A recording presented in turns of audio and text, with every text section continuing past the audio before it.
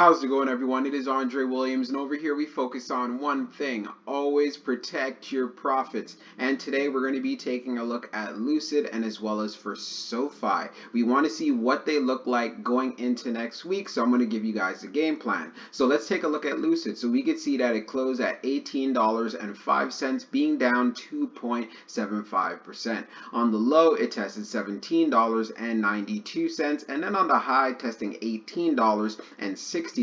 When we take a look at the volume stats on the day, you can see we traded at 16.543 million shares, and the average volume over 10 trading days is at 19.077 million shares. So we have below average volume, and we've seen a pullback in the stock. Now, when we take a look at our chart, which is a daily chart, you can see with the recent price action that we've been having, it is bearish. You can see that we have lower highs and as well as lower lows, but there's a key level where Lucid could get down to, and it's around this 1780 range and as well as a 1770 range. So between 1770 and between 1780. Why do you want to watch this area? It was serving as support in regards to the second. We also see it here on the 1st. We also see it again here on the 28th as well. And we could also see it continuing as far as for the 27th and the 26th of July. Watch this range very closely. If Lucid decides to break through this level, then I could see the stock wanting to come down to test at least $17 to see if buyers want to step in. If it breaks through $17, that's where it can go down to $16.38, and that's where it starts looking very weak. We also can't ignore the fact there's also that gap that needs to be filled right here, right around $17.23. So it could decide to come down to fill in this gap for next week, so watch this level as well. If you're looking for a turnaround, they do have a gap that needs to be filled to the upside around $19.53, but in my personal opinion, I don't think that they're going to be filling in this gap anytime soon. I could just see some more downward pressure, and especially wanting to fill in this gap right here. I think that would be the best case scenario and what bulls would want, and then we'd want to see if they'd want to show up and then bring the stock price back up. But overall, we're trading below all of our major moving averages, which is not a great sign, and you can see from the stochastics below, it looks like we still have some more downside pressure in the stock. So let's see what it does going into Monday. So we're going to take a look at the recent institutional ownership and short interest information for Lucid. So scrolling down on the page, green rows indicate new positions, while red rows indicate closed positions. So when we take a look at the recent filings for the 5th, we have a closed position from Old Mission Capital LLC, but we have M&T Bank Corp that purchased 19,575 shares. And then we have M&T Bank Corp that purchased 19,575 shares.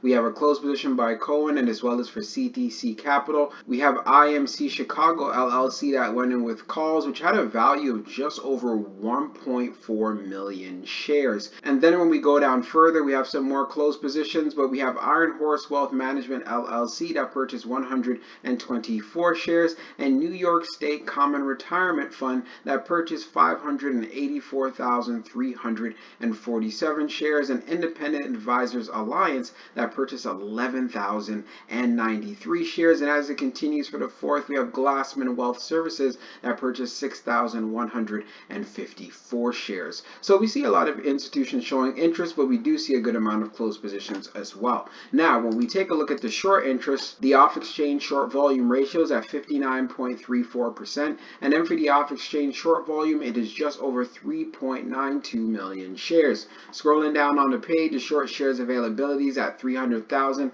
updated 3 minutes ago, and then for the short borrow fee rate, it is at 12.98%. When we take a look at the history of the short volume, we can see for the close of the 4th, it was at 61.31, and then for the close of the 5th, being at 59.34. So we have a small decrease right there, and then when we take a look at the short interest percentage of the float being at 21.79%, Lucid does continue to have short squeeze potential. So we're going to take a look at the chart for SOFI. Let's see how it performed on Friday. So it ended up closing at $7.96, being down 3.28%.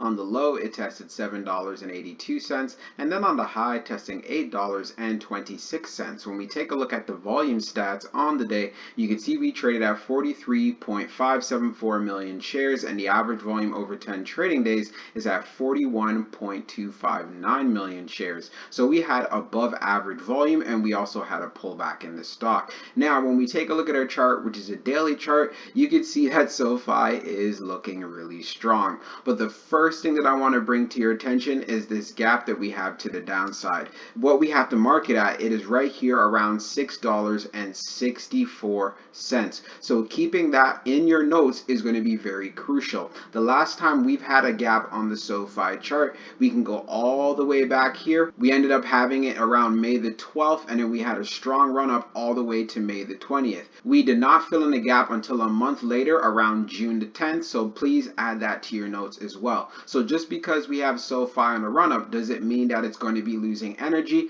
That's going to be dependent on the market conditions, in my personal opinion. We do have that recent price action on Friday that broke the pattern that we had going in regards to higher lows and as well as a higher high. But if we can find support, especially at that low around $7.80, things can get very interesting for this play. And I do believe if it could hold 780, it will make a move going back above $8. And then the next level you'd want to see it break above will be around $8.53. So add that to your notes as well. If we continue to struggle and we can't seem to actually gain momentum above $8, that's where I could see SOFI coming down. And where I'd be looking at would be right here around 750. If it comes down here to 750 and we continue to see some more weakness, then we're going to be very interested in seeing if it could find support right on the 9 EMA at $7.23. But regardless of the fact, the SOFI chart still continues to look bullish. We have the 9 EMA that crossed over the 50 and as well as the 21. So that's why I said, hey, we could still continue, but watch those levels to the downside if you see any weakness. So we're going to take a look at the recent institutional ownership and short interest information for SOFI. So scrolling down on the page,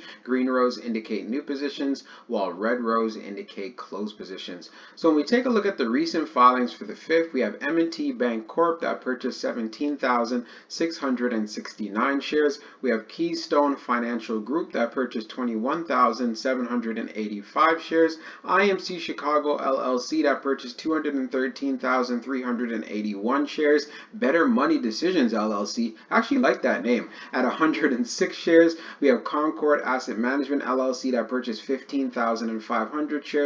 And Baltimore Washington Financial Advisors Inc. that purchased 191,423 shares. We see some closed positions here, and then as far as for the other filings, this is going over the 4th. Now, when we take a look at the short interest, the off-exchange short volume ratio is at 34.67%, and then for the off-exchange short volume, it is just over 6.78 million shares. Scrolling down on the page, the short shares availability is at 5.8 million, updated 14 minutes ago, and then for the short vol fee rate, it is at 1.47%.